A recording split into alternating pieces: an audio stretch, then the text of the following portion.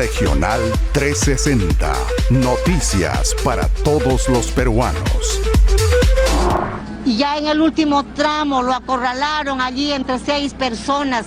Ya no dejaron que la vicepresidenta se acercara para seguir acompañando y aconsejando al presidente. Y es en ese tiempo que él ha tomado esta decisión que muchos no entendíamos, no sabíamos. Esas fueron las palabras de la presidenta Dina Boluarte, quien ante la prensa declaró que los exministros Roberto Sánchez, Félix Chero, Alejandro Sánchez, Betsy Chávez y Aníbal Torres habrían sido aquellos que impulsaron a Pedro Castillo a romper el orden constitucional el pasado 7 de diciembre. Asimismo, la presidenta hizo particular énfasis en el rol que habría tenido Betsy Chávez, expresidenta del Consejo de Ministros, en esta situación, y le exhortó responder al país por la crisis generada.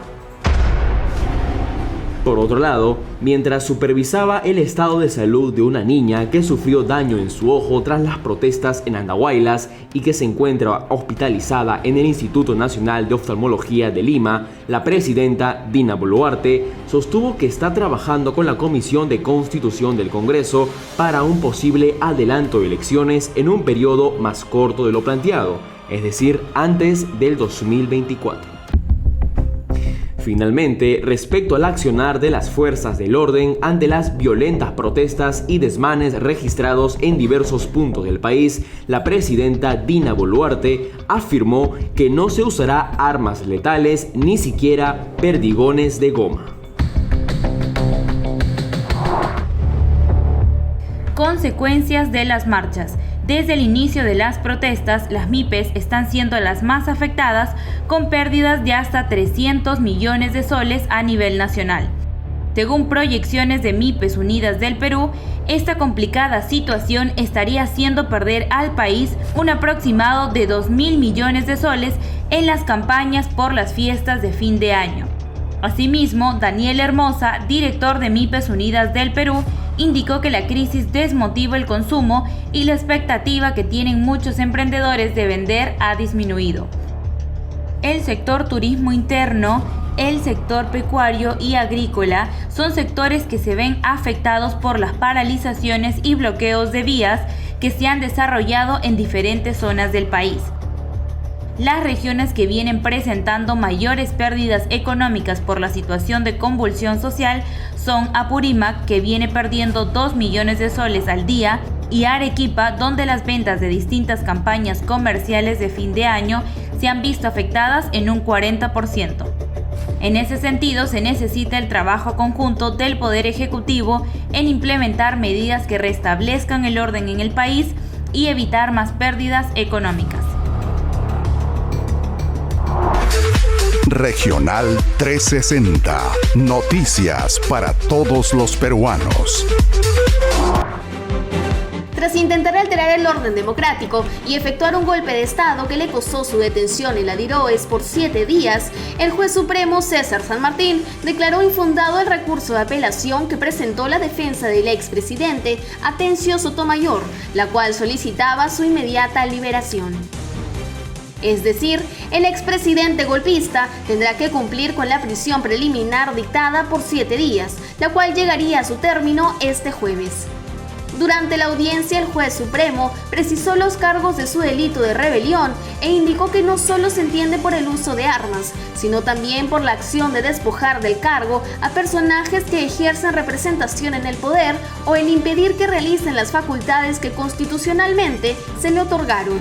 Esto en referencia al Congreso y órganos de justicia que Castillo planteó cerrar e intervenir. En ese sentido, el juez hizo hincapié en que la rebelión implica también una conspiración que requiere el concierto de voluntades a través de un plan de acción. Por lo tanto, lo anunciado por Castillo no sería un simple dicho, sino representaría una voluntad expresa de alteración del orden constitucional. Asimismo, el juez indicó que su detención y el actuar de las Fuerzas Armadas se dio al amparo del artículo 46 de la Constitución, el cual esclarece que nadie debe obediencia a un presidente usurpador. A causa de esta decisión, el expresidente deberá permanecer detenido hasta que culmine su prisión preliminar. Sin embargo, fuentes judiciales indican que el Ministerio Público estaría preparando el pedido de prisión preventiva en contra del exmandatario. La Policía Nacional del Perú maneja hipótesis sobre los congresistas que presuntamente habrían sido los encargados de instigar la violencia y el caos en las protestas contra la presidenta Dina Boluarte y el Congreso de la República. Guillermo Bermejo, Guido Bellido, Betsy Chávez y Edgar Tello son los legisladores cercanos al expresidente Pedro Castillo, que según la inteligencia policial vendrían promoviendo las violentas manifestaciones en distintos puntos del país.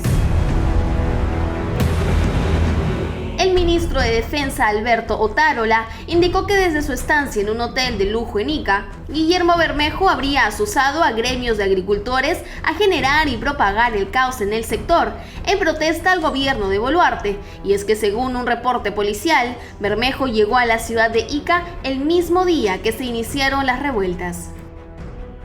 Por otro lado, Guido Bellido es considerado como parte de la cadena de desinformación que contribuyó a provocar los descontrolados desmanes en las regiones del país.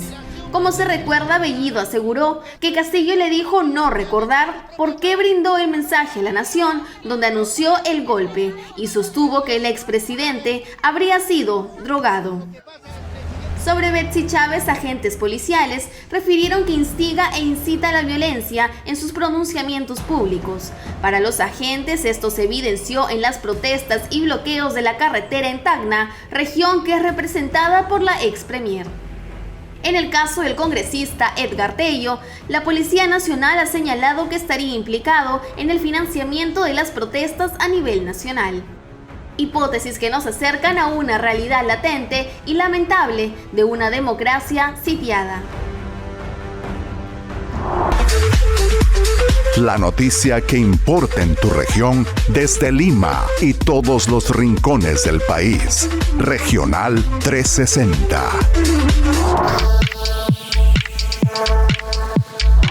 Hoy en Entrevista 360 estamos con Pedro Morales, ex congresista y ex alcalde de Huancayo. ¿Cómo está, señor Pedro? Bienvenido a Entrevista 360. A tus gratas órdenes.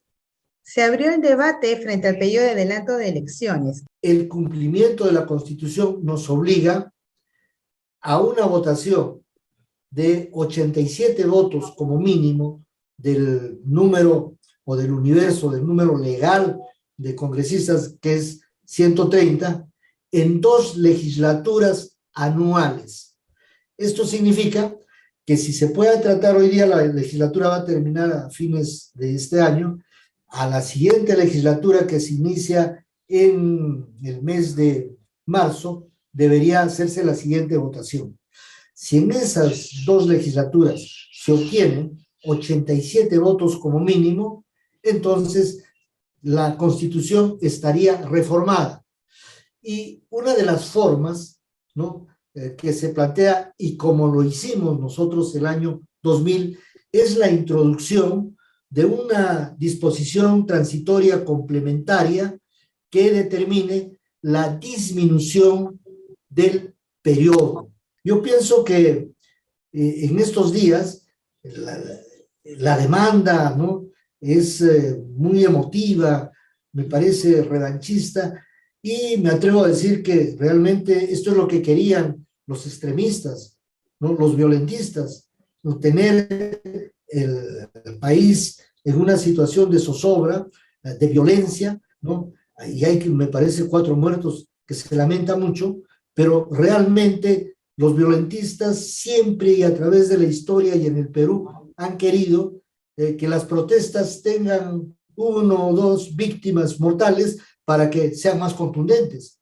Y no solamente en esta oportunidad, ¿no? En el transcurso de la historia podemos demostrar que eso es así. Es lamentable. ¿Qué pasaría si de acá a 2 meses o 3 meses se convoca a elecciones? ¿Tendrá el tiempo necesario?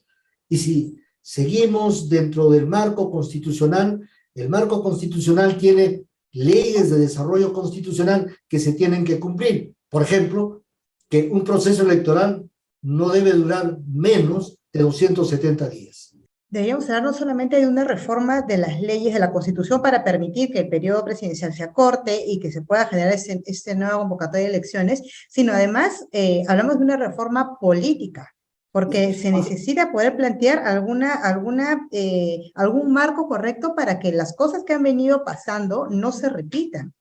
Ese es el otro problema, y yo creo que es el problema de fondo.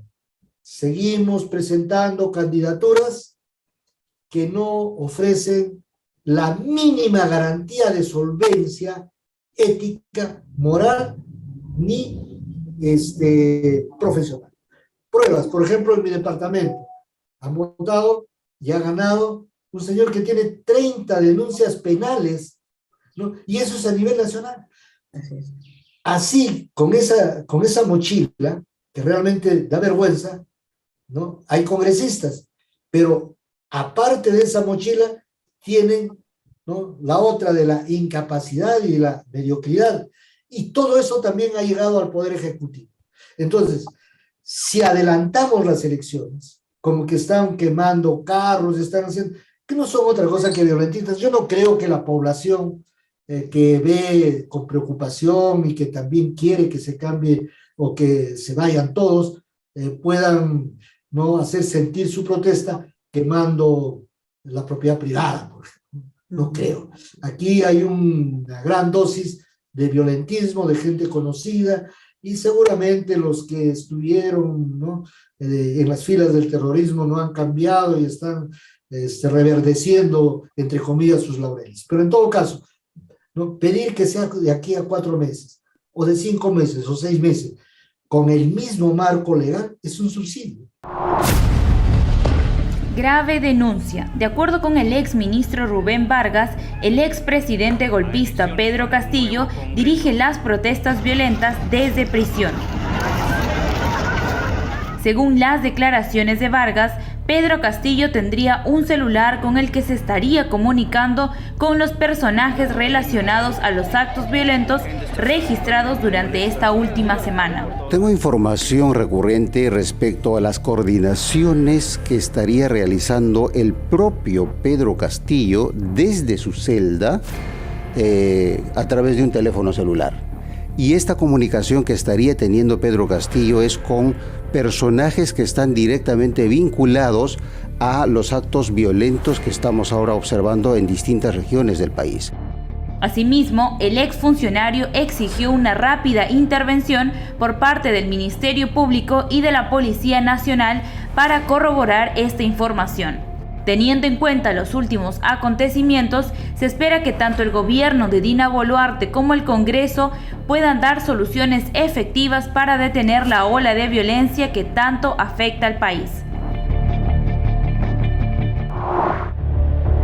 Luego del comunicado conjunto emitido por México, Colombia, Bolivia y Argentina, en el que señalan que Pedro Castillo ha sido víctima de un hostigamiento antidemocrático, el Ministerio de Relaciones Exteriores se pronunció sustentando que si el Congreso procedió con la vacancia presidencial fue a causa de las decisiones tomadas por Castillo, las cuales alteraron el orden constitucional.